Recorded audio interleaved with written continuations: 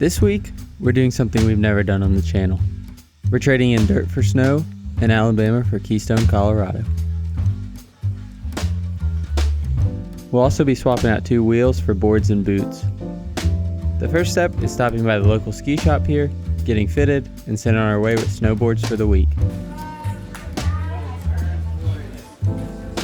After grabbing the gear, I'll also have to ditch the faithful Hawaiian shirt and shorts for something a bit heavier, fortunately for these conditions, a bit warmer. My good friend Dylan is going to be my guide and cameraman this week as I try and figure out how to snowboard. Cheetah print.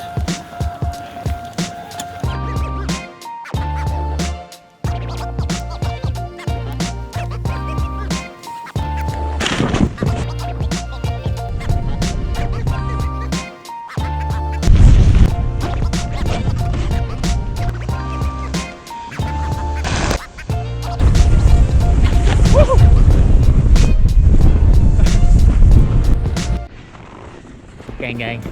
Hey, we out here. We're here. Fallen like 3 or 4 40 times. Good old GoPro. First 2 runs. The best place to start on day 1 is of course the bunny slope. Now this is probably the equivalent to a wide open grass hill on a mountain bike, but for my first day on a snowboard, it might as well be a black diamond at Windrock. Put this here glove on real quick. It's like really hard to turn when you go in that slope. As I expected on day 1, it seems like mountain biking hasn't done a whole lot to prepare me for this. Trying to learn to balance on the toe side of the board and carve up the mountain is proving to be difficult. The heel side feels much more natural, but just leads me to doing the equivalent of riding the brakes all the way down the mountain. Catch up to him.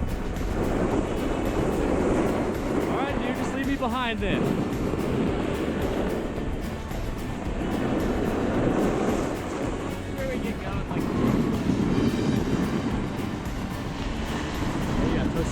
Toe side, baby. And this little spill right here is indicative of day 1. Slow speed face plants and lots of falls. Oh, that was a proper little slam. That was dude, I dug hard. That's catching an edge right there. For sure. Earlier I said mountain biking hadn't really taught me anything to prepare for snowboarding, but that's not entirely true. If nothing else, it taught me how to take the slams, get back up, and move on to the next day. So that's exactly what we're going to do here.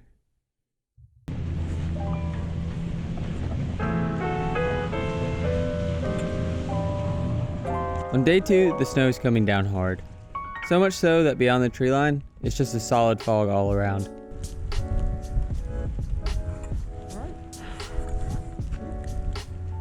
This heavy snow also means that the runs have transitioned from icy and fast to powdery and a bit slower. For a beginner like me, this is something I'm immediately excited about. Right off the first run, I feel a lot more comfortable than yesterday.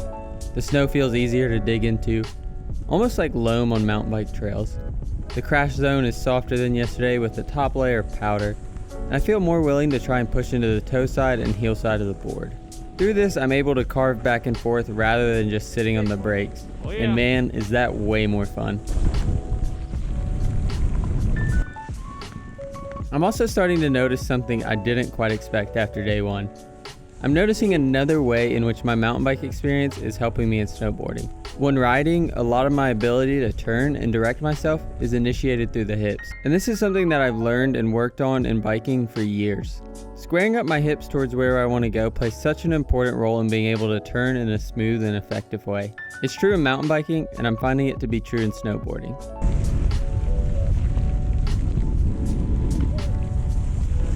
After getting comfortable in the greens, it's best time to move on to the steeper and faster blue runs. On this one, Mozart, the snow actually has formed moguls of sort, essentially big lumps and bumps of snow that create inconsistencies with how level the ground is.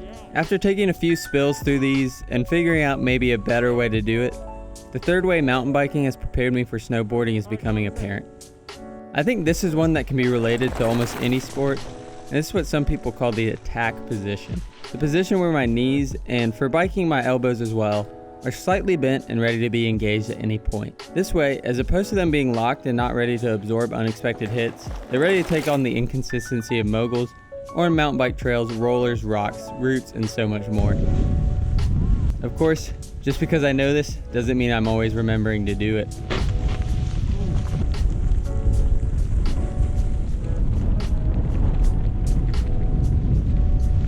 Now that I'm feeling pretty comfortable on wide open runs, I can tell Dylan wants to try something he's been talking about leading up to this trip, woods runs. While he may look pretty comfortable on them, I myself am a bit nervous about my ability to control change of direction on such short notice. Yes, lad. Oh yeah. Along with being able to change direction quickly, there also comes the problem of falling in woods runs. Part of the fun is how much less traffic the snow gets, so it's less compacted and a deeper powder. This also means if you fall, you might be spending a little bit of time and a lot of energy trying to get back up. Don't fall again. Don't fall again.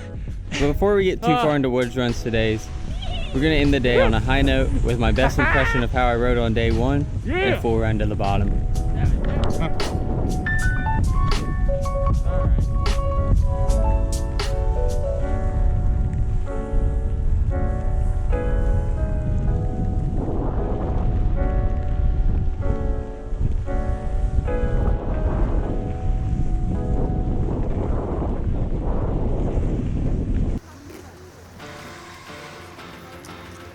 Here we are for day 3, the last day of riding and my official square off with woods runs. This is the closest I'll get to mountain biking while I'm here. Going up the main lift, you can see some of the remnants of the bike park trails like this wooden berm. Hey yo. Here we go. Oh yeah. Woods run.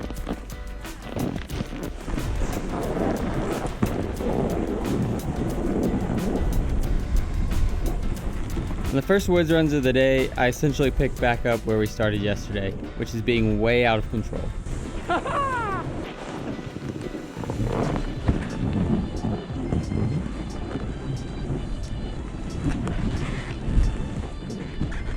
There's a big difference between coming to a quick stop on a wide open run as compared to when you're surrounded by trees. And part of my problem is still my tendency to not be able to commit fully to the toe side of the board.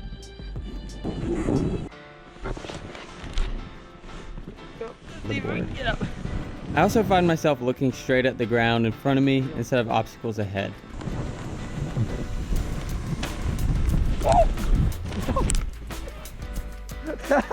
I've taken my fair share of falls today, whether it be because I forgot to bend my legs properly and a bump causes me to do an accidental 360,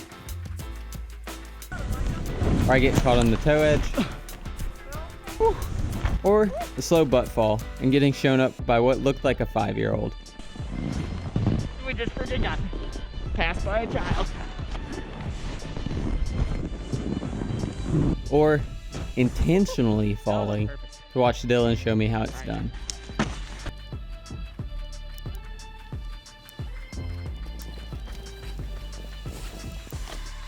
Keep her rolling, lad. And after getting some inspiration from just how much faster he's going, I think we can step it up a bit. I briefly mentioned it before as something I was doing wrong, but a big key to success I'm finding as I do better in these woods runs is looking ahead instead of fixating on what's right in front of you. And this, of course, is major in mountain biking. Looking ahead to register the coming obstacles and prepare for them is huge in riding smooth, fast, and with less crashes. Your body also tends to follow where your eyes are going, so anytime I fixate on an object I'm trying to miss, I feel like I'm more likely to actually hit it. On day 1, I was so sure my mountain biking background wouldn't do much to prepare me for snowboarding. But today, hitting these woods runs, I think it is a culmination of everything I've learned over the past few days, but maybe more importantly, from mountain biking.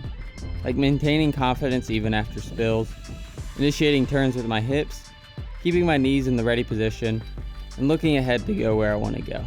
Because of those things, I'm able to do this woods run on the end of day 3. Maybe pretty slowly, but smooth and from top to bottom without falling for the first. Oh, I didn't crash. So we'll count this as a win. To cap the trip off, the best idea seemed to be taking it down my first and only Black Diamond run of the week.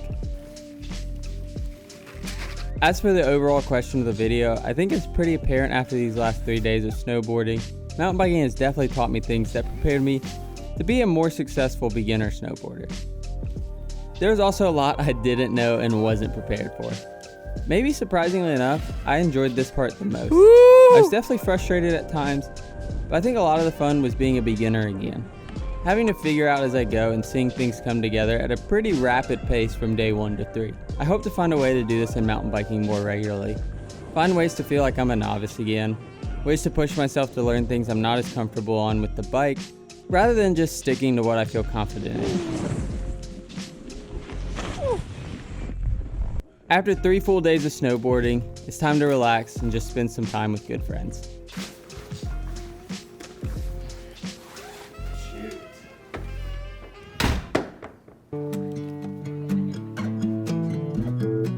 You do not know what I have in mind.